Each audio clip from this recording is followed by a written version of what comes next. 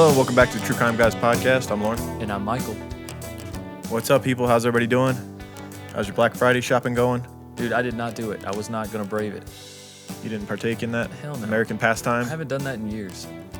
Yeah, I did it. That's exactly. Well, you know what? I have my own way of doing it. I'm not going to lie and say I don't Okay. shop on Black Friday, but I just don't do it the way most people do it. I don't go and stand in lines all night long after Thanksgiving. And No, you're like over there digging through the DVDs. You're like, oh, this is a good deal. Lethal Weapon 2. Where else are you going to get this? Exactly. I don't do the doorbuster deals. I just kind of go pick the scraps. I kind of sleep in. I get up. I make my way to the store around 10 a.m. and just kind of wander around like, let's see what's going on. Yeah. And you'd be surprised what you find. You still find some good stuff. Yeah. So yeah, this one time I found a really good deal on towels. The best part, oh really? The best part is seeing how exhausted everyone is. Like you just walk around all the workers, and then like what few customers are still like wandering around from like being up all night. They're just like zombies.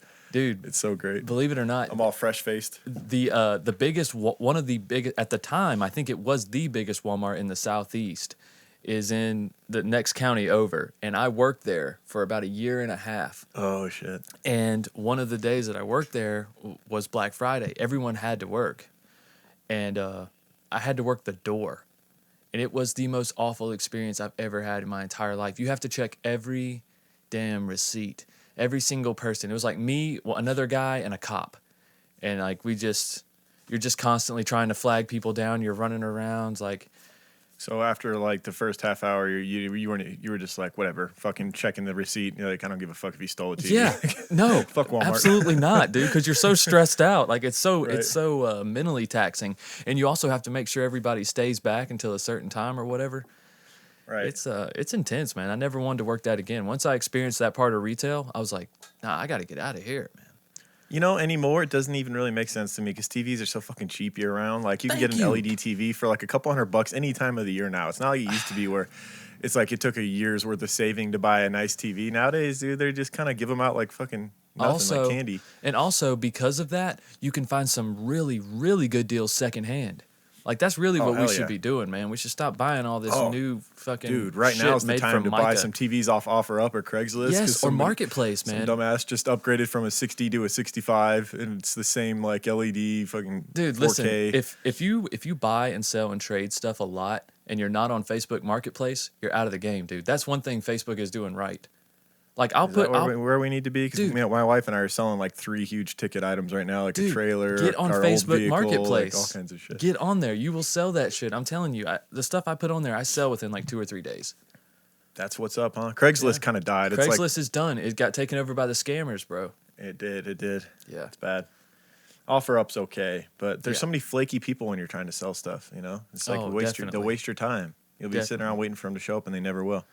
I don't know. Maybe that's where Facebook does it right, because then you can go see their profile, kind of see where they live. Right. Makes people less likely to be scammy.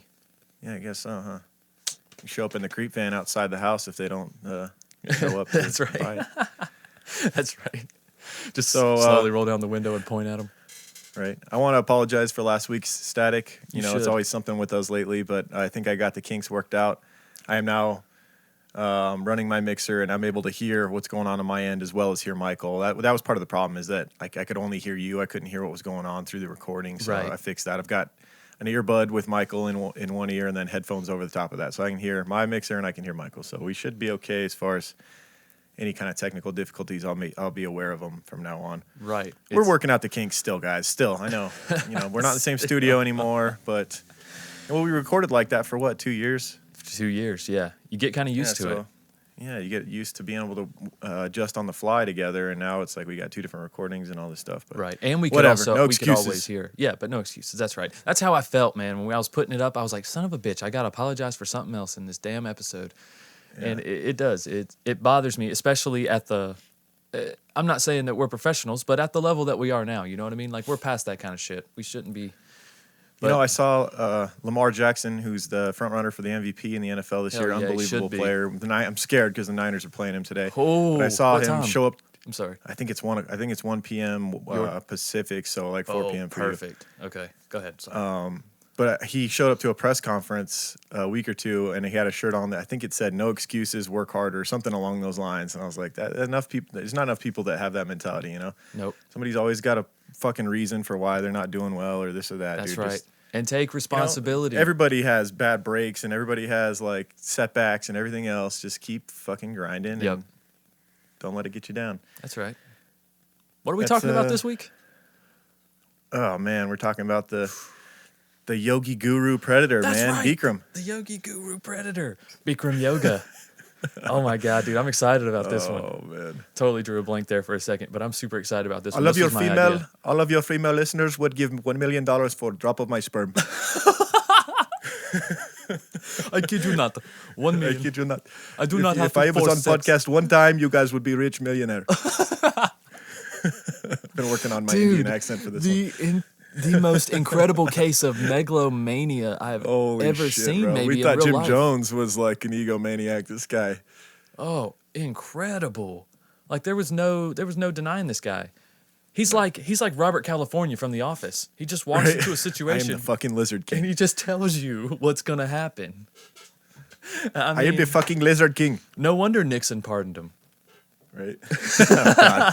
Oh, he totally did. For sure, Nixon Totally. definitely got his leg fixed by this guy. Definitely, no doubt. All right. Watergate never would have even happened if it weren't for this guy fixing his leg, I think. Yeah, that's right. That's So, right. All right, let's get into it. Sarah Bond, Jill Lawler, Maggie Gentner. They felt sexually violated by you.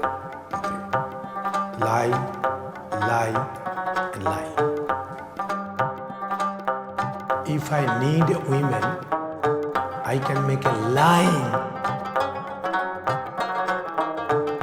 the most beautiful, famous, rich women in the world. If I have to sleep with women and have to sleep, 5,000 girls every day. 5,000 women a day want to sleep with you? Yeah, they commit suicide. 4 of them, You're saying that 4 different women 4 different women. each killed themselves because you wouldn't have sex All with them. right. Why I have to harass women? People pay $1 million for 1 drop of my sperm. I can make $1 million a day, every drop. You are that idiot or dumb to believe those trash? The women are the trash? Yeah. I pick them from trash and give them life.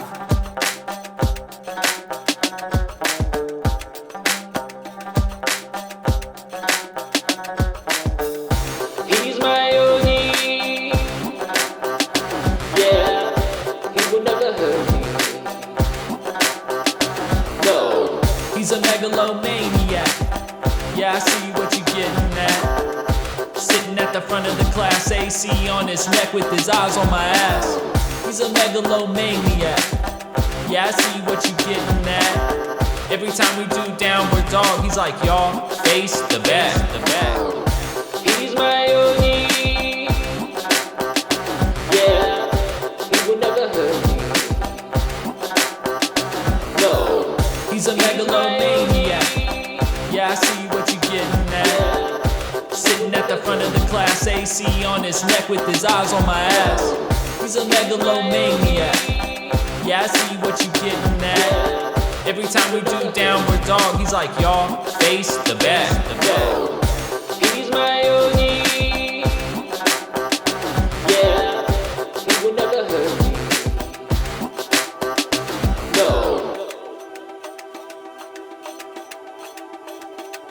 No. No. All right, our case this week is a world-class creep. I mean, maybe he had a van early on, but after a while he was driving like Maseratis and fucking Right. Rolls Royces and shit like that. But his name was Bikram Choudhury. Choudhury. I'm not sure how you pronounce the last name. Choudhury? Chaudhry. Choudhury? Chaudhry. I'm just doing the same thing. I'm he- sorry. I keep thinking I'm going to try a Yeah. different pronunciation, and it just keeps coming out the same way. We're not going to say the last name a whole lot. We're going to use Bikram Bikram, as his that's name right. throughout this. He was born February 10th, 1944. He shares a birthday with Elizabeth Banks and Cliff Burton. Interesting I don't know couple who there. those people are. I'm right off the top of my head. I'm gonna be Elizabeth completely Banks Actress. Have you seen Zack and Miri Make a Porno? No. What else was she in? She was in 40-Year-Old Virgin. She was the kind of kinky girl that worked at the bookstore. Okay. Still not And, like, ringing a bell. No, not Hold ringing a on. bell. Okay. well, Cliff Burton was I the googled her. That helps. Gotcha. I totally Yeah. remember her. Yeah. Yeah, she's funny. Okay. And who else? And then Cliff Burton was a bass player for Metallica, like the original bass player for Metallica, and he died back in like 1986 Oh wow. Yeah, you're right. in a bus crash. Oh wow. Pretty tragic. Okay.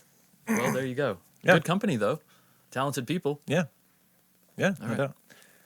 As well as Bikram is. Well, He was born in. that's true. He's talented. talented. There's no denying it. He's a badass Listen, yogi. dude, I'm, Like, I'm not gonna lie. I did Bikram Yoga. I did it the whole hour and 20 minutes. When was that? I did that Friday. What? Yeah. Just for this episode? Yeah, pretty much. I mean, but it's actually pretty damn good. Wait, there's a Bikram place in where you No, live? you can just go on YouTube. Oh, did you turn the heat up in your house though? I- You know it's got to be hot as I fuck. know. I tried to turn it up as high as I could, but you know, it's Yeah, you're not doing Bikram almost then. winter It's got to here. be 104 degrees Fahrenheit or 40 degrees Celsius for you people overseas. Yeah, well, whatever. But I still did the whole damn routine, and I felt doesn't I felt count. pretty good afterwards though. Doesn't count. And it's 90 minutes, not 120 or not an hour 20, bro. Well, that's how long. you did 80 minutes. What kind of bullshit That's how is long the that? video was. Well, it's not real Bikram then. We did all of the poses twice, Lauren. It was real Bikram, bitch. Okay, I did it. Fikram. Okay, You did some Fikram yoga. I said Bikram, didn't I? Uh-huh.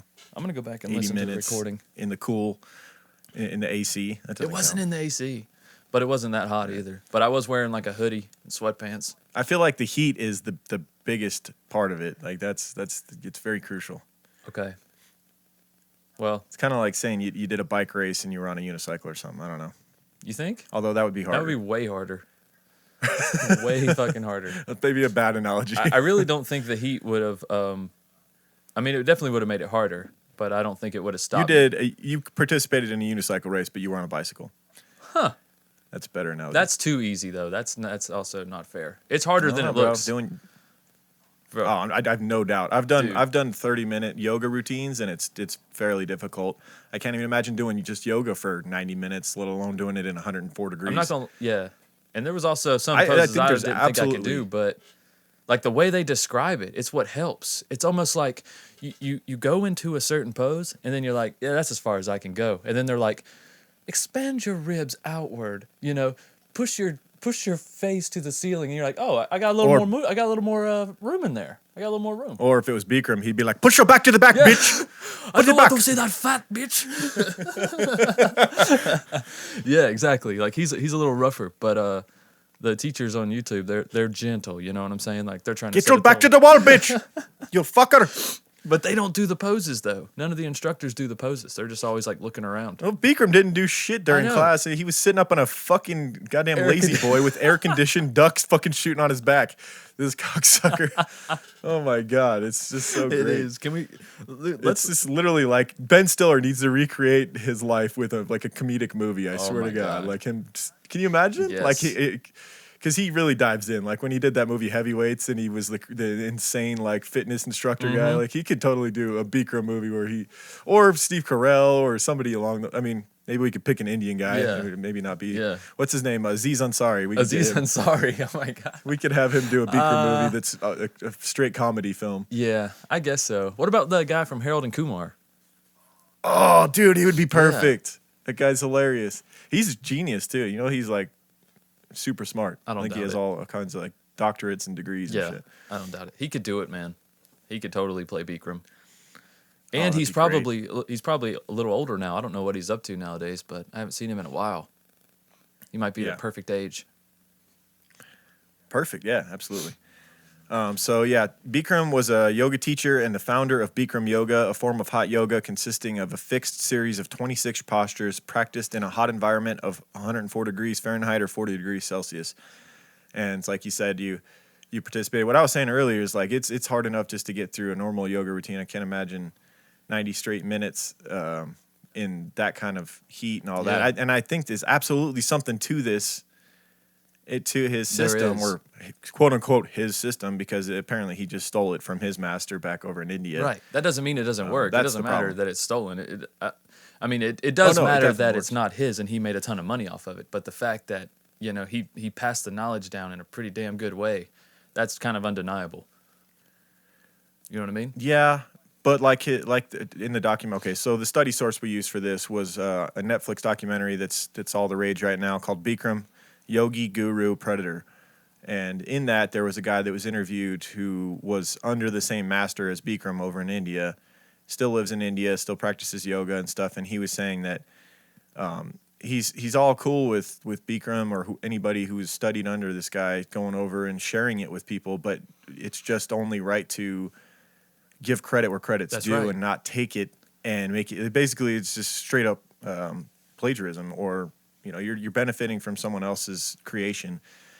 It's like you stole a novel from Stephen King's desk when he wasn't around, and then threw your name on it and fucking had it published. Yeah, It's exactly. just- You steal someone's song from SoundCloud and then go produce it legally. yeah, and then he never ever talked about it being his master's series. It was always, I created these 26 postures, and this is my creation, and I'm the smartest man you'll ever be around, Right. and I'm the smartest man on earth. And I think he just saw Yeah, he definitely just saw an opportunity to bring something that couldn't have been known to this extent in America, and he knew it was profound already. So he's like, I just need to find the right place to spread this. I mean, he's just a freaking megalomaniac, man. It's just a scam artist. I think he was a scam artist at first, and then he started to believe his own bullshit.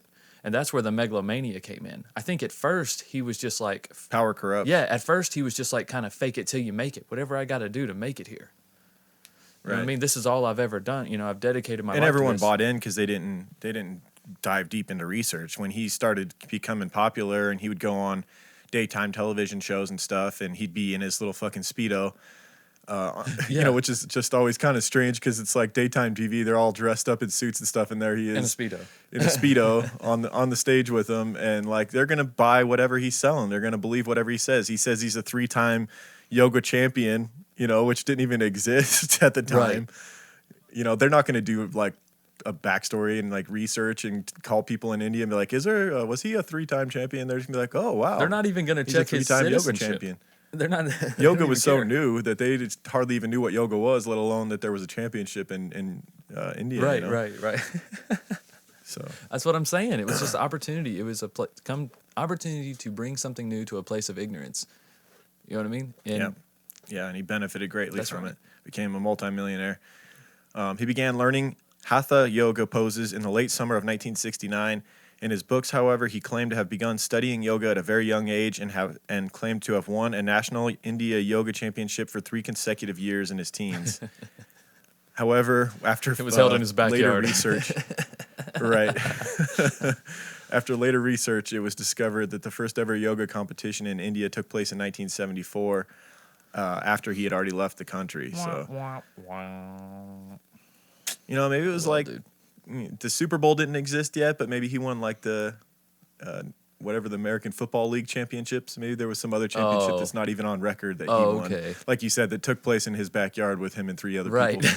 Exactly. He like made his mom compete, No, his mom was the judge. made himself a little trophy. Yeah. Had a tin foil. Just like crumpling Right. it up. Yeah. His whole story too, that he told a lot of his story in the Netflix documentary, or at least there was clips of him talking about his life, and he was saying how he got into bodybuilding, right? So he won these 3 yoga championships, and I guess he kind of got bored because he was too dominant. Right. You know He how was that like- is. He was like, if Bikram shows up, then there's no Right. point in even doing the competition. you I'm that take good. on something, you become the best at it, you move on because then it gets bored. It just gets Right. boring. Exactly. That's why Tiger Woods quit That's golf, right. right? That's why Michael Jordan tried baseball. He just got bored.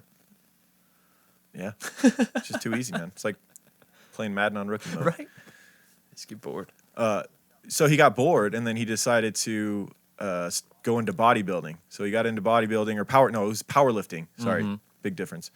Powerlifting, and he supposedly was set to just dominate in the Olympics. course. He's like, I had already had the trophy in the bag, except my spotter guy like dropped 400 pounds on my leg and crushed my leg into a million Oh, pieces. way to go, fucking spotter guy. Yeah. He's probably like in the gym by himself watching a weight slowly Yeah, roll and off so the rack. he and thought he's his like, life was- "Oh, come on." He was just biting down on a belt. Smashed his own foot Yeah, so he didn't so- have to so- embarrass himself. Supposedly he crushed his leg into a million pieces, and he thought his life was over because he was told he like would. Supposedly they almost amputated his leg, and he basically went to a bridge in India to jump off of it, and what did his yogi teacher show up at the bridge or something? Because like supposedly or his yogi teacher called him up and said, "Hey, come do some yoga." Which he went and did, got really good at it again after having already been a world champion, and basically just did yoga like 20 hours a day out of 24 hours. And I'm paraphrasing because Right. this is off the top of my head. I'm just remembering from the documentary. Right. He said- Essentially, Yogi saved his leg, and he became totally normal again. And after that, he basically vowed to his yogi instructor that he would share this with the world, and this was going to be his life's calling now, was to continue yoga forever because it saved his leg. Okay, first off, I would love to see the X-rays of the leg because I doubt Right. it was a million pieces. I mean, After if he it's a said that million part, pieces, I kept- that thing's flopping around like fucking no bones on Harry Potter. You remember that scene where Right. he Oh, gets yeah. his bones Yeah. turned to jelly or whatever? That's what your leg would Yeah, be. he had to drink the Skelligro. Yeah, there's no way. There's no way that yoga saves your leg from a million pieces. You just freaking cut that shit off, or it grows back all weird. You just deal with it. After his story, he's just a liar. He's a compulsive liar. So bullshit. after that, I was watching every time they would show him doing yoga and stuff, which is frequent through the thing. He's always in a thong or whatever. Fucking Speedo. A Speedo. Thank God. It's not a So thong. it's easy enough to see pretty much all of his body, and so I kept staring at his leg, both legs. But I mean, I think he said it was his left leg or something. He Right. said which one it was. There was no scars. There's no nothing. It's like, nothing. dude, if your leg got shattered, like you said, into a bunch of pieces, there would have been surgeries. There would have been, there would be some obvious signs. Dude, at least you would have one leg Scars that's and probably stuff. a little more atrophic or shaped differently or yes, something. there would be some deformity. Yes. It just doesn't I've make said it sense. before. If you're a grown man with no deformities, you're kind of a rarity. Like every grown Yeah. man I know has some forms of deformities from all the different stupid shit we do over our lives. Oh, yeah. Like I have a bent arm. And We're all very asymmetrical. Once we yeah. get My brother-in-law is missing several fingers from like a lawnmower accident. Like it just shit happens shit when happens. you're a dude doing dumb shit all the That's time. right. All right, so supposedly that's how he dedicated his life once again to yoga after getting bored with it, going into powerlifting, and then it changing his life. He decided he was going to share this with the world. In 1971, Bikram immigrated to the United States and began to teach yoga. And supposedly, this is another one of his stories. His first customer/client was Richard Nixon. That's right. That's quite a way to bust into the scene, right? Like you've never even been to America, but somehow the president's people get a hold of you because his leg hurts. Okay, could you imagine him? And supposedly his leg had to be amputated too. His story for Nixon was eerily similar to his own story, wasn't it? Yeah. His leg, he had a bad leg and it was about to be amputated, and Right. then he comes over and saves it. Right. It's just everybody crazy. just struggles with these leg problems. Dude, I could just see him like fly into America and he's asking whoever he's flying with or whatever, he's like, "What is America president?" He'll be like, "Nixon. Does he have any problems?" And it's like he's been on the news, he's like his leg's hurting. "I will heal his leg. Take me to him." It's like heal their As if leader, it's just that and he easy. just walks up in there, and it's, I'm guessing he's wearing like a Hawaiian shirt or something like that, like half What do you do? unbuttoned. Just ring the doorbell to the White House or what? Yeah, he probably just walked straight up there, and camera crews were In his probably fucking following him. thong? Right, his Speedo, and knocks on the door, and he's like, "I hear you have leg problem. Do you want to make it better or not? Let me into this Supposedly- country." Remember his story? He said supposedly he had him do these stretches in a bathtub. It's like, was he Yes. there? Like, was he there in his Speedo while Richard Nixon was naked in a bathtub doing stretches? I think he All of a meant like sudden a his limp's pool. gone? I think he meant like a small pool. I would think. Okay. I don't know. I don't Well, know. either way, supposedly Either he way, it's healed funny. Nixon's leg after his stretches that he taught him to do in the tub or pool or whatever. Right. Supposedly Nixon was asked by Bikram, "Okay, which is your bad leg?" And he couldn't figure it out. Oh my God. And all of a sudden his limp was gone. No freaking way. I mean, you only got two of them. You're gonna remember which fucking leg was bad. You know what I'm saying? Right. Anyways, Crazy. He's- Supposedly Nixon was so smitten by this that he gave Bikram U.S. citizenship on the spot. Gave him a green Now, card. was Here any you go. of this actually confirmed or denied? No, absolutely. It was not confirmed. They looked into it later. You know, like I said, But- everybody initially bought into his stories at face value. They're just like, oh, okay, why would he lie? Was it But confirmed bullshit? years later, though? after many allegations, it wasn't confirmed bullshit, but it was not. They were unable to confirm Interesting. any fact related to it. I mean, the president, pretty much everything he did on a daily basis was documented. If he would have met with this guy from another country and given him citizenship, there would have been record of it. That's And a great all point. the record keepers in the White House and everything, they were unable to. They were asked later to find some record of this. They were completely unable to find anything like that. So. We can go ahead and pretty much say it's bullshit. Yeah, it's definitely bullshit. I was just trying to, play devil's advocate, Right. trying to give him the benefit of the doubt. Oh yeah. No. Well, no doubt. I mean, he definitely got involved with powerful people, and he was teaching a lot of celebrities, and they were going on TV and talking about how powerful this yoga was. So I mean, he became a staple in Los Angeles and in Hollywood, Hollywood, and blew up. Dude, didn't And Joe a Rogan lot talk of the- about him, or does Bikram Yoga or something? I swear to God, I've he- heard he- him talking Rogan, about that. Rogan has definitely done hot yoga, and I think he still does regularly. But I don't know if he spoke on the. I don't listen to him all that much anymore. There's Yeah. just too many episodes, and I'm busy. Yeah, I haven't listened to him But in a while, I but think I'm he's pretty probably sure he's talked about spoken on Bikram before. Yeah. I have to look back and see what his opinion Like I is. said, I want to do hot yoga, and I know there's a lot to with the. I know Rogan always talks about the heat shock proteins and all that, and he has that scientist on to talk about how extreme temperatures can do a lot for your health as far as like going into the cryo chamber and going into like negative 200 Absolutely. degrees. Like extreme cold and Yes. extreme heat can do a lot of things for your body as far as recovery and all that. Absolutely. So I have no doubt that hot yoga is great for your joints and all that stuff, and Dude, I'm heals almost a lot of ailments that you have. Yeah, like with most pain that I have, dude, I'm almost completely off of like any type of pain, like even ibuprofen, even like fever reducers or whatever. I don't really take anything anymore. I just ice things Right. on and off, and stretch and lightly work. Dude, I had a pulled muscle in my back to neck. It was like right there, like back of your shoulder, but it hurts when you turn your neck. Dude, I had that thing for like 4 days. And I just like I had iced that and- exact thing for months, Oh bro, my and it was God. actually a pinch from jujitsu. I had a pinched nerve in my neck that was actually affecting my whole right side. It was actually like my right arm Yeah. and my right pec wouldn't work. I couldn't even do like 10 push-ups. Which before I could do 100 easily. Yeah. You know, like Yeah, mine got that Humble bad. brag. Mine got that bad where I But- couldn't do push-ups. You're right. I'm just now getting back to where I'm somewhat normal, but this is like an ongoing thing all through fall where I like my whole right side wouldn't work. And it started as a pain in my shoulder blade and like would work up into my neck. And I was doing like this series of stretches that I had learned from YouTube and icing it, like you Yep. said, nonstop. I never did do any painkillers because I think that does is mask the problem. It You know, does. you need to work on getting it better. But yeah, it was scary shit. Pinched nerve. It's weird how it can like shut down muscle groups. You know, like Yes. that fighter Boss Rutan. If you look him up, he has one arm. He was a badass fighter in Pride MMA back in the day. But he has one arm that's like completely shrunken and like 30% of what it used to be because it's not a pinched nerve in his case. It was like a damaged nerve, or like you saw what happened with Peyton Manning. Right. You know, like nerves are scary shit. So, but yeah, that's kind of what I was dealing with as a pinched nerve for a while. There was something that was irritated or engorged that was pushing on that nerve and making my other muscles not work. Wow. Real quick, we'll get back to it. But did you feel like a knot in there? Like that you could move around? Yeah. Okay. Yeah. That's what I had too. Yeah. So there's a series of stretches on YouTube. I don't know if this is helping anyone, but I'm sure a lot of people get that same pain in their shoulder Dude, blade shoulder and stuff. pain, There's yeah.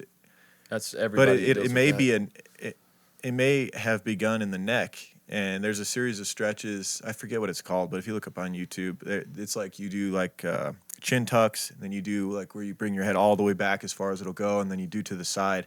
And what it does is it isolates the source of the pain. It brings the pain back, because what happened with me is like with the nerve situation, the pain started to go down further and further from the actual centralized location of where the damage was, which was in my neck. It was going down into my shoulder blade, then down my right arm and like into my fingers. I would get like tingle, like numbness in my fingers.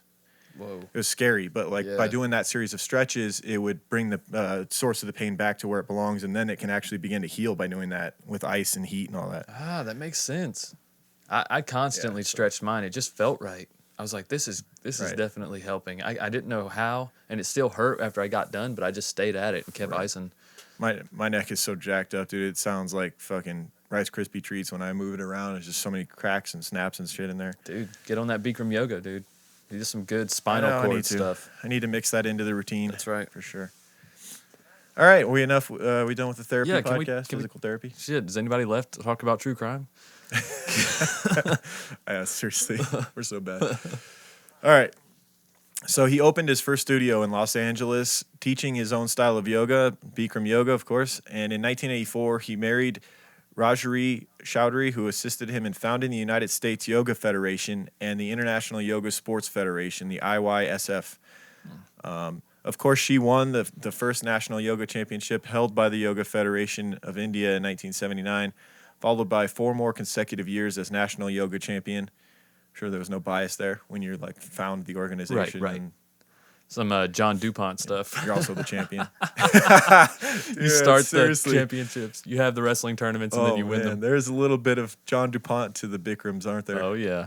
A little bit of megalomania, Or bro. It's there. To Bikram and the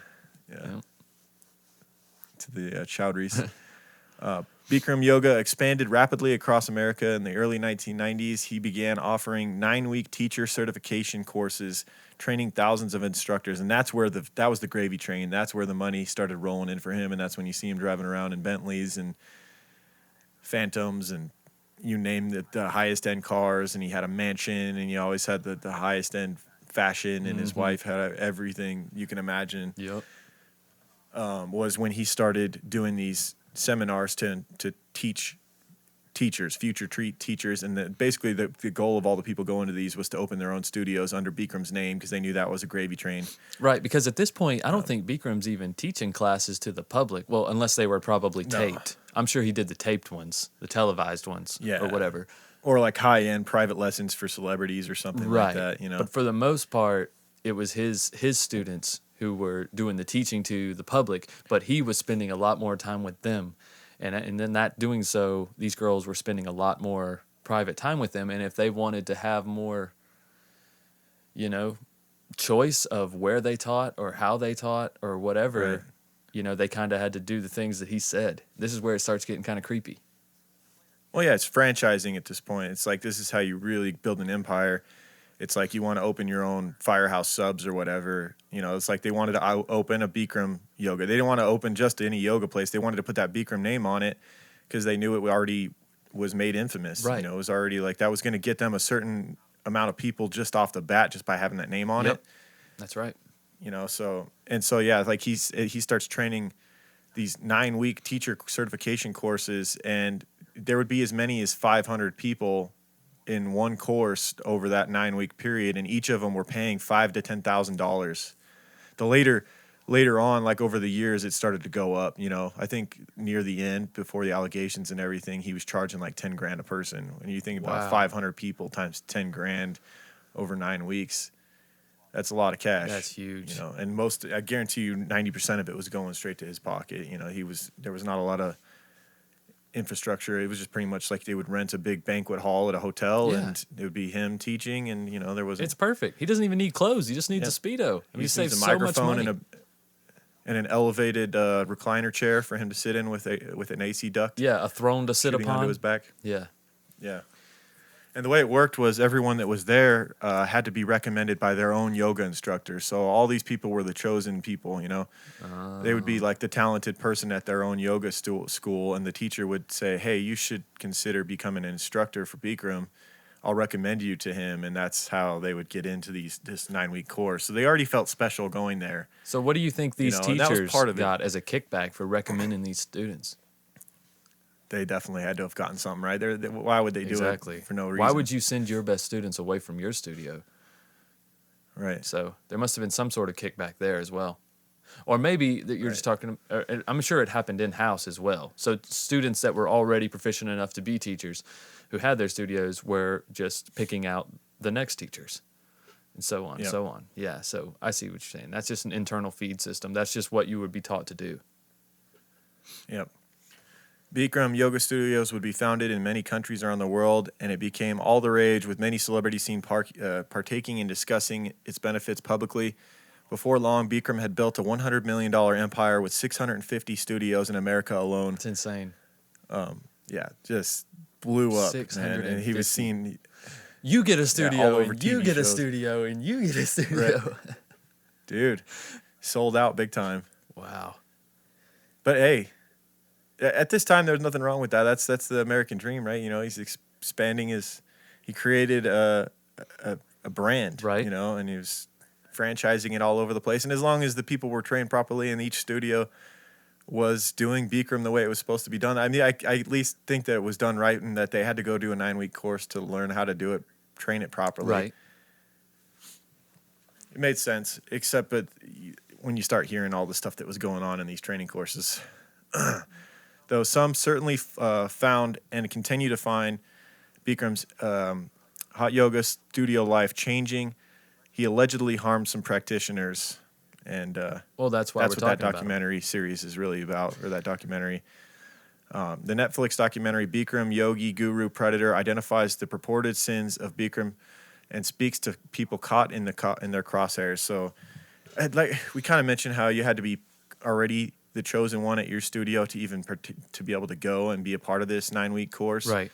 So that, I think, you're looking at this as becoming your new future. Like, this is going to be your calling. You're going to own your own Bikram Yoga studio. This is going to be your livelihood.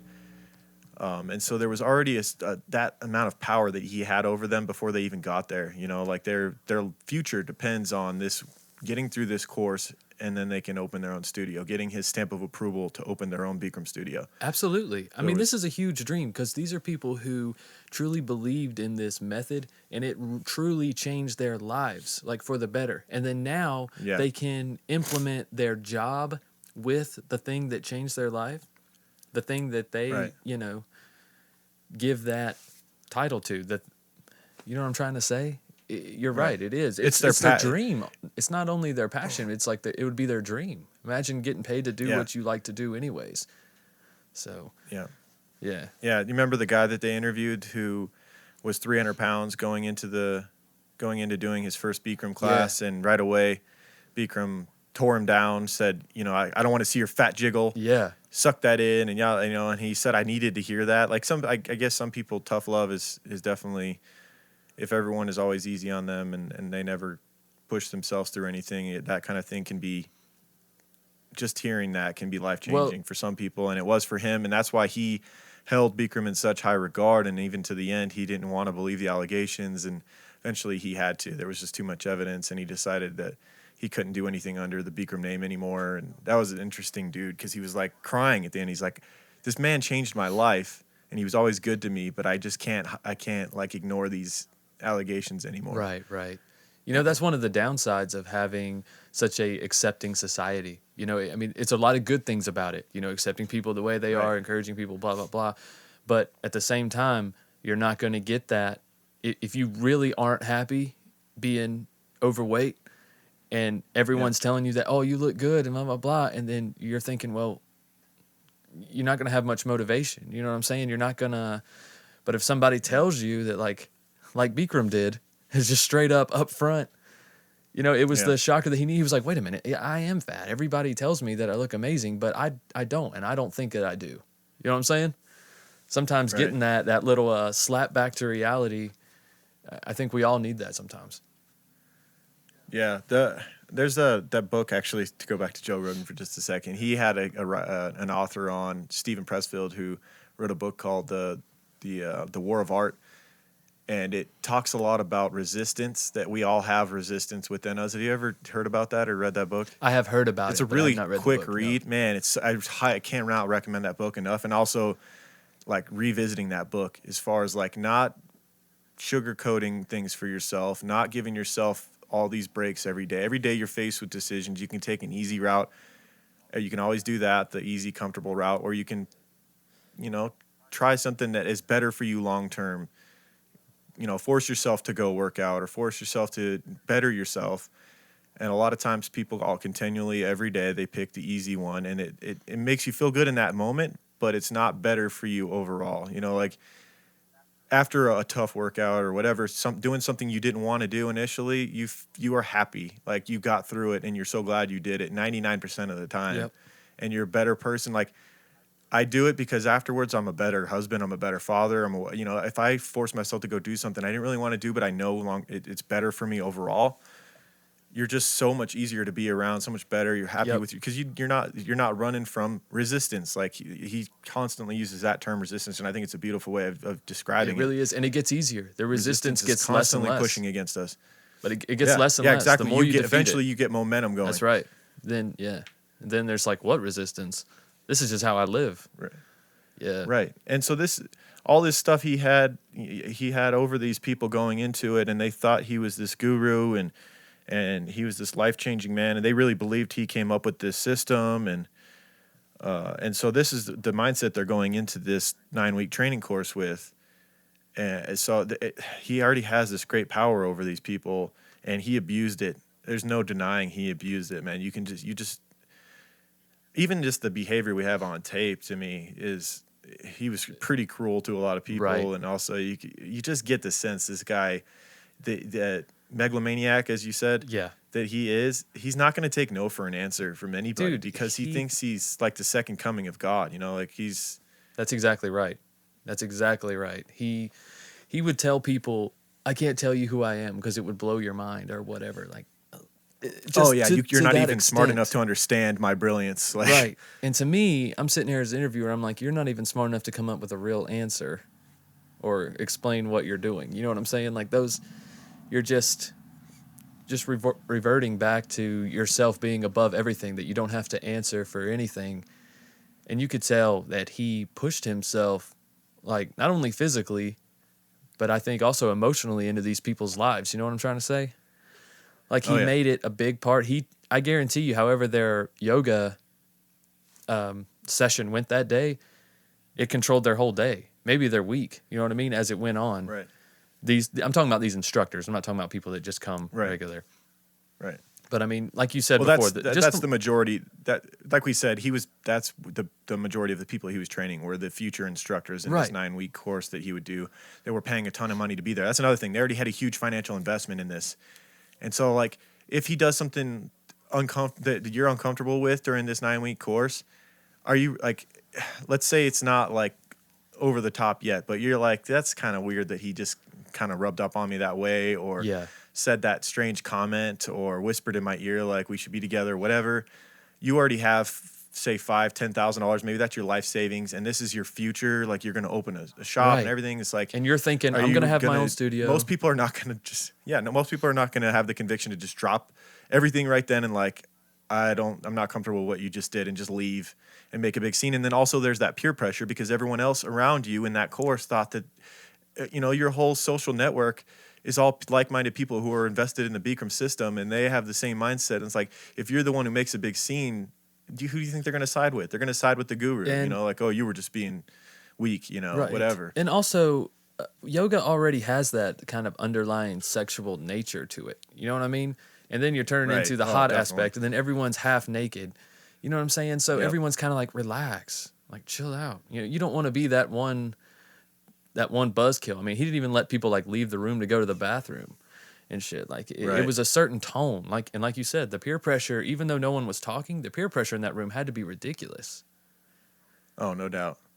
Yeah. One of my favorite parts was the defense attorney for his head of illegal affairs that served as his legal liaison person, like person he directly used and dealt with on a regular basis, who decided to sue him after she was abruptly and unlawfully terminated. She worked for him from 2011 to 2013. Her name was Menakasha Jaffa Bowden. We'll just go with that because it's a tough one to pronounce. Okay. She served as the head of legal information or international affairs for him for over 2 years. And when shit started hitting the fan, he started kind of blaming her for everything. when he was getting attacked legally and all these allegations were coming his way about sexual assault and all this stuff, which we're about to get into. Right. She decided to have a lawsuit against him as well for, illegally firing him for nothing, really. And my favorite part was the attorney that she hired was a no bullshit woman who was interviewed during this Netflix documentary, and the way she described him was just, she kept saying he was like as dumb as a post. Like, you remember that part? She was in the saying what?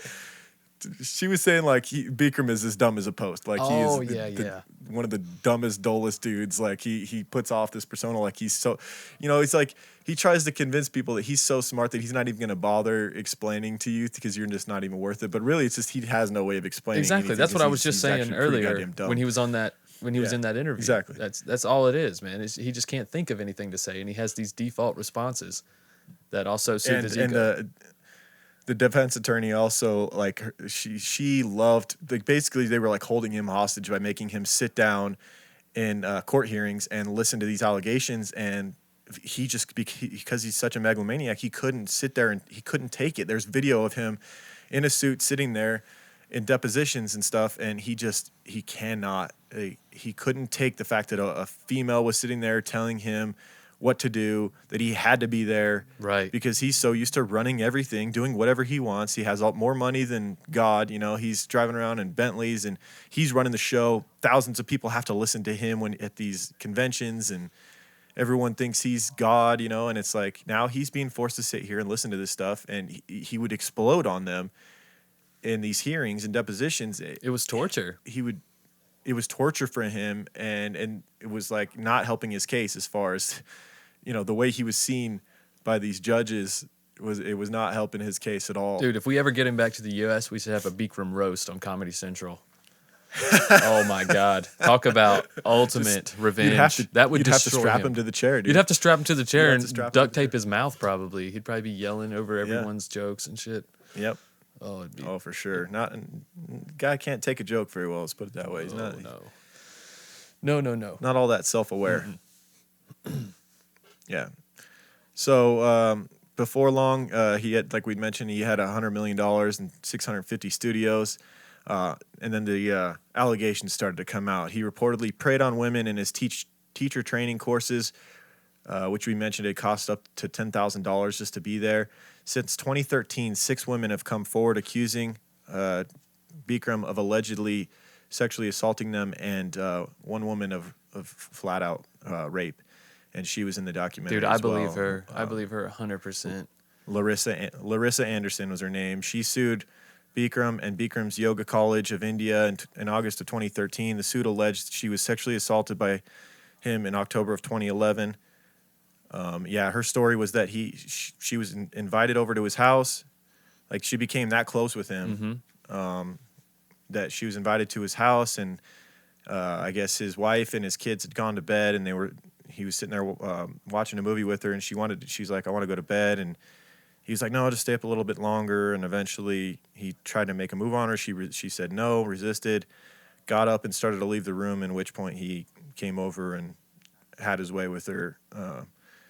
And she, out of peer pressure and everything else, didn't say anything because, she was about to open her studio. Mm-hmm. And she went home and told her best friend and made her swear that she wouldn't say anything. It wasn't until later when other allegations came out that she realized she wasn't the only one that had experienced this and decided to come out and talk about it. Right. And now, real quick, she wasn't him. supposed to be there. If you're wondering why she was there in the first place, something had happened with her hotel and her reservations. She needed one night where she basically needed one night to stay somewhere. It was like the first night of the training. She didn't have a place to stay for that night. May have been Bikram's doing. Yeah, it may have been. I wouldn't and then he said, said, well, you can just stay at my place tonight. And so that's why she was there in the first place. She didn't just come over there just to hang out with him and his family. It wasn't like that kind of weird situation. So, well, not only that, I mean, there was that weird power thing he had over these people. There was some of the more beautiful girls that would be at these conventions in the teacher training courses. He would constantly request them to be around him. Supposedly he never slept. It's another thing. It's like he thought of himself the way, like, Kim Jong-un has talked about, where he doesn't sleep, doesn't have a butthole, and all that. What do you In that think? movie. What do you think is up with that? The not sleeping stuff. What's up with that? Is that just paranoia? He's saying Bikram Yoga is so powerful that you don't need to sleep. He's saying like some of these poses are the equivalent of like an hour's sleep or 2 Right, hours sleep. okay. Like just doing this pose for a couple minutes is like the recovery is the same as sleep. Okay, well, the fact stands though that the dude did not sleep much. So what do you think Oh, no, he really didn't. happened here? Drugs. Okay, that's what I think too. on, Okay, dude, I'm just this making is- sure. I'm just he's making living sure in we're on the same Hollywood. page here. It's cocaine. He's It's the cocaine, man. right? He's the It man is. in Hollywood in the 80s and Yeah. 90s. He's the man, millionaire, driving around in fancy. Yeah. Dude, there's blow everywhere. Absolutely. Blow, That, okay, that's cocaine That's what I was thinking too. is a hell of a I was drug. like, it ain't got nothing to do with that damn yoga, bro. It's damn cocaine. Your body needs sleep. Right. So, That's- so if you're wondering done. why he was sweating like everyone else at the Beaker conventions, even though he was sitting in an air-conditioned seat, like, there you go. in a He's Speedo. booger sugar. He's sitting there. Oh my God, that's hilarious. Yeah. So, but like we said, he would request them to be around him constantly. Like they'd get back to the hotel after doing yoga all day. They'd be exhausted, and certain hand-picked women he would request to be in his hotel room with him. He would say, "I'm bored, I need company," and he would make them sit there and watch movies with him. I'm sure hoping that something would happen, but it wouldn't because he's a kind of old creepy dude at this point. creepy, man. And he's also like their guru. Like they don't want that relationship with him. They they look at him in this higher regard, and then he's trying to get them to jerk him off, and it's just creepy. Yeah. But when you put it that way, But like Lauren, when- anything sounds creepy. Well, when the allegations started coming out and he was interviewed, by different media outlets, the ego was on full display. It's like, do you think I would need to take anything or assault any woman or whatever? yes. Millions of women would line up to be with me at any moment. Right. And Instead they would of- pay money for one drop of my sperm and this and that. Right. Instead of, offering up real evidence, an actual alibi, he would just say shit like that over and over again. Just like, oh, how dare you? Why do you think Oh yeah, I and then would? when It's in like, dude, that depositions, just- when hit with these allegations, he would plead the fifth over and over Yep. again, which comes with a bit of guilt built into A it. bit? Pleading the fifth. It's like, yeah, I mean, if someone says, "Hey, did you rape me?" Are you gonna go, "I plead the fifth"? Or are you gonna go, "Fuck no, I didn't rape you"? What are you talking about? Like, Exactly. Yeah. Yeah. it never hurts to say no. Like, why would it hurt to say no? Why would you just plead the fifth when you could just say no, I didn't? Well, you know why? Because I think he's a megalomaniac, and there's a little bit of power that he likes with having Oh, that yeah. conviction upon him, but he doesn't want to admit I don't even to have it. to acknowledge your question in a sense. Right.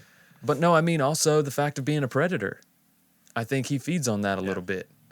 You see what I'm saying? But he also knows that it's illegal, and that's not something that he can boast about in this situation. So instead of saying no and giving up that aspect of it, you say, I plead the fifth. Right. So Yeah, no doubt. He was as power hungry as they get, Absolutely. and he wanted to display his dominance over whatever room he walked into, and that was part of the pleading the fifth thing. I think is just like taking the power back from them. yeah, you're not getting shit from me. Yeah. Yeah. One suit. So all these allegations and lawsuits start coming down on him, and one of them described a cult-like atmosphere where members of Bikram's inner circle help him find young women to assault. And it became so cult-like. And if you watch the footage of him doing these seminars, it was a cult at that point. It was. It was like he was able to stand up there, and I think it's funny how he was always elevated with his giant chair up there and like Yeah. basically It's like they preaching to these people. And like it wasn't just yoga related, It's like he was up there talking about himself and how great he was. and he would sing to how you him and need to stuff. listen to me no matter what. Like, Remember when he would sing to yeah, him? singing to him. Oh, so God. creepy. Don't even. And even the women that are being interviewed in the documentary are saying he's got a beautiful voice, and then they show the footage, and I'm like, well, huh?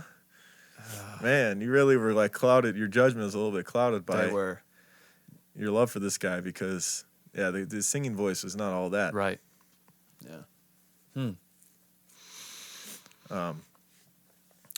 Another suit claimed that Bikram recruited volunteers from overseas who are, quote unquote, so in fear of his wrath that they will travel to the U.S. and risk violating immigration laws in order to serve him. I'm sure he got off on that as well. Let's see how far they'll go for me. Absolutely. Oh, yeah. Well, he expected this at this point. He expected absolute, servitude at this point. I think if they weren't willing to give it all, he probably just got rid of them, kept their money, no refunds. Yep. And so also Bikram Yoga teacher Sarah Bond filed a sexual harassment suit in March, just before the unlawful firing of his legal affairs woman who sued him later as well. And in December 2015, after 31 years of marriage, he filed for divorce, or his wife filed for divorce, Rajari, citing inconcilable differences. Now there's speculation, or it's kind of, it makes sense that they did this to protect their assets, because by now there was so many lawsuits coming at him that were threatening to take all of his, fancy cars, Right. his mansion and all that. And this is like a strategic move by the couple, I think, more so than their marriage wasn't working or whatever, because I think they were always it was always a business marriage. I think they speculate his wife was kind of cool with him sleeping with other women and all that, cool with whatever he That did, seemed- because she that loved the seemed money. pretty evident. She had, Yeah. yeah. And so this lawsuit, Right. it was more a way protecting his That's right. assets. So he put everything in her name and then fled the country, is what ended up happening as this shit was going down, because he didn't want to pay Jaffa Bowden, his former legal and international affairs woman, after she won a almost a $7 million lawsuit against him. She ended up winning for that unlawful termination Damn. for him firing her over nothing. And then also she claimed there was a lot of sexual harassment going on. Yeah, and she split his world wide open. all kinds of stuff going on. She won that suit. Yeah, and so to protect all of his assets, him and his wife get divorced, and they put everything in her name, and he flees the country. And it sucks because then Jaffa Bowden didn't see any money, because it was out of the U.S. jurisdiction. They weren't going to deport him back to the U.S. to face any, because it wasn't like criminal. He hadn't been convicted of any criminal charges. It was more a civil suit, and so like they weren't going to deport him for that. He hadn't, unfortunately. The district attorney in Los Angeles decided not to bring him up on criminal charges and to make him face trial for these rape allegations and stuff, even though there was quite a bit of evidence and circumstantial and witnesses around and all that. The attorney for Jaffa Bowden kept pushing and writing letters to the district attorney, trying to get her to, Right, to pursue him. bring up charges on him, way, yeah. so they could to pursue him, but they were just letting him run off, and he's still kind of doing his thing in other countries. Yeah, where, too bad they couldn't find some tax shit on him. Some tax shit that'll get America after him. They'll get his ass back here. You know what I'm saying? Yeah, Oh, yeah. surely he fucked up on some brought down taxes Capone. somewhere. That's where I'd be looking, because when he owes his ex-lawyer money, the country ain't gonna do nothing to get him back just because he owes you money. They don't give a shit about that. Like if he owed us money as a country, Right. okay, now we're talking. Yeah, definitely. But he was probably good with that stuff. He probably Yeah, dotted his I's, crossed his T's with all that shit. Oh yeah, that's the one thing that'll bring you down Yep. every time. In May 2016, Bikram returned to India, where he began opening yoga studios. On October 2016, his attorney stated that his client will not return to the United States to defend himself in person at the other pending court cases, and hopes to be able to testify via Skype. Jesus Christ. Oh my God, that's awesome. In a late So you're 2016 acting like you still want to cooperate, but you're like, well, we're gonna do it from here if that's cool. I'll Skype you. How's that work? We'll Skype. Yeah, just hang out here. Right. In late 2016, in an interview with Real Sports with Bryant Gumbel, Bikram responded to the accusations by asking, "Why would I have to harass women? People spend $1 million for a drop of my sperm." He then called his accusers trash and psychopaths. Oh, man. Megalomania, bro. It's a disease. It's fucking unreal. It's a real mental disease, I think. In May 2017, a warrant was issued for his arrest by a Los Angeles judge on the grounds that he'd fled the country without paying any of the $7 million owed to Jaffa Bowden in compensation and punitive damages. An additional fraudulent transfer lawsuit was filed against his wife and children, who had allegedly assisted him in hiding, absconding with their attempt to dispose of assets. And in 2017, Larissa Anderson, the one who we talked about, he had allegedly raped, agreed to a settlement for an undisclosed amount, knowing Bikram would likely never step foot on the U.S. again, and a trial would never happen. So yeah, it kind of sucks. As they ended up, her and a couple of the other accusers had to take settlements, which, you know, they said in the documentary they weren't happy with. They wanted justice, but they at a certain point they had to realize that trial was never going to happen. He was never coming back to the U.S. Right. And they might as well decided make some just to money take a off of it. settlement. Right. Yeah, I can't blame them for that. That fight, it's. I mean, at that point, it's better to move on with your life. Yep. You're just going to keep drawing this up. You're going to have to keep reliving this same fucking nightmare over and over again. Take some money, start over new. Yeah.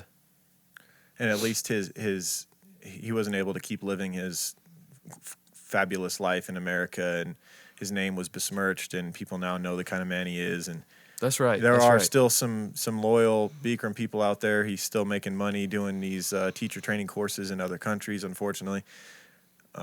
For now, women all over the world still fly to Mexico to take his teacher training courses held in Princess Mundu Imperial Hotel. Similarly, studios inspired by his practices continue to proliferate. Yeah, so in other countries as well. I don't think there's any Bikrams in Bikram studios flourishing in America anymore. Probably there not. was one in Vegas. I looked it up, and they hadn't had a post on their blog or a post in anything since 2015. I believe it was. Yeah, So. they've probably all been renamed now. Yeah, they're still doing it. They just renamed it. Yeah. Right. It's just like hot yoga now, or firehouse yoga, or whatever. Yeah. Firehouse. Yeah. Sweat. There actually was yoga. one. There was a woman in the documentary that her place was called Firehouse Yoga. Perfect. I was like, right on. That makes me hungry.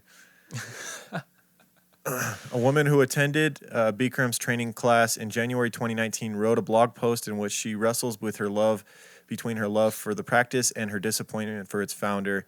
This is a quote from her blog post. I don't condone the deviations he's taken in his personal life or the way he used his power to exploit other people, willingly or unwillingly. I hope his heart bears a heavy burden and that justice and truth prevail, but I still believe in the yoga. And to summarize my trip to meet Bikram, my pilgrimage to the source, I am very glad I went.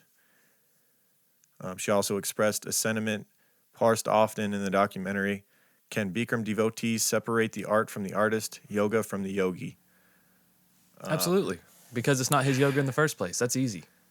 Yeah, just don't. I think the best thing to do is to do hot yoga, but don't give any money to the Bikram name or to that. Don't go to seminars in Mexico and continue to contribute to that man, because at a certain point you have to start to believe these allegations, and there's a lot of circumstantial stuff to believe it. And I believe the accusers in this case. It's just this guy is. Just watching and hearing how he talks is just, to me, that's almost enough evidence in itself. Absolutely. That's really all. When you see the level of megalomania, it's like, he's anything he wanted, he was going to take it. Yeah. Or at least try to take it. Yeah. And that's enough evidence for me right there. Yeah. I mean, the guy said the president of the United States pardoned him. Right. I mean, come on, man. It's just... And to say, well, they could have gotten out at any time, or why did they stay around? It's like we discussed that throughout this. They had so much invested in it. That's right. And I think they were just hoping that he was going to stop, and they would tell him no, and he would continue to do it and abuse his power.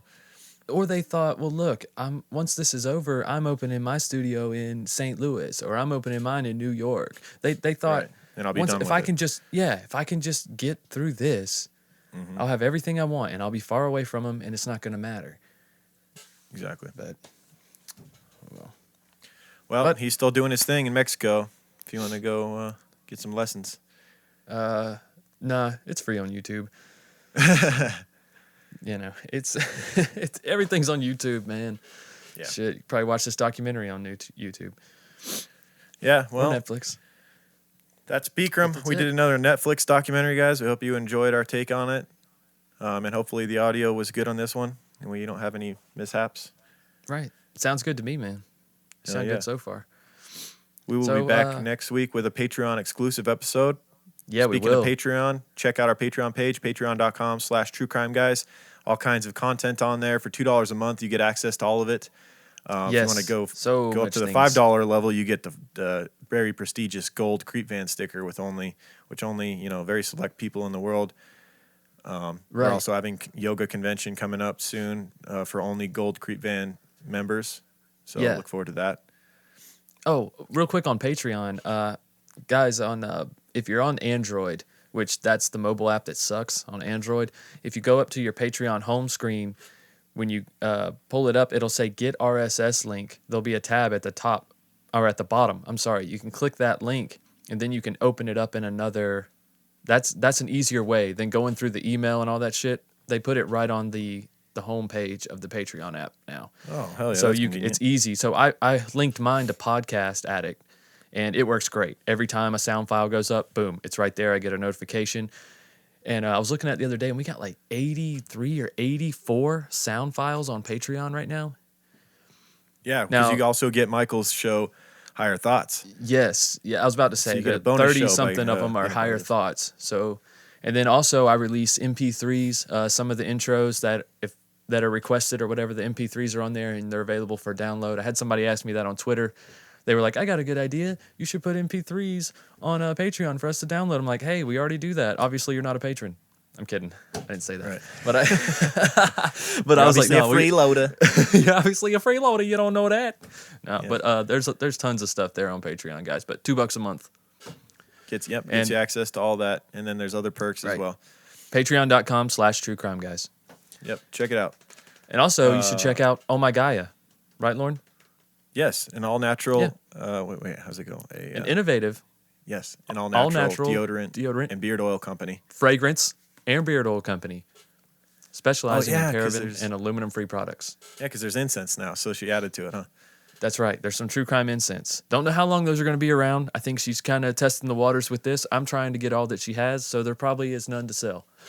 Oh, dude, incense on our new balcony have been epic. Aren't they nice? And the so smell good. lasts forever. Yep. You light one of those true crime pine incense, the smell lasts forever. For real. It smells amazing. But they're in Oh My Gaia, their innovative line of deodorants inhibit the growth of odor-causing bacteria while maintaining effectiveness. At Oh My Gaia, they use only all-natural, paraben, and aluminum-free organic ingredients. Guys, there's tons of scents to choose from. There's vanilla, cherry almond, sandalwood, lavender, lemongrass, gypsy musk, coconut, dreamsicle, leather, lumberjack, honeysuckle, fireside. We have our very own scent, True Crime Pine.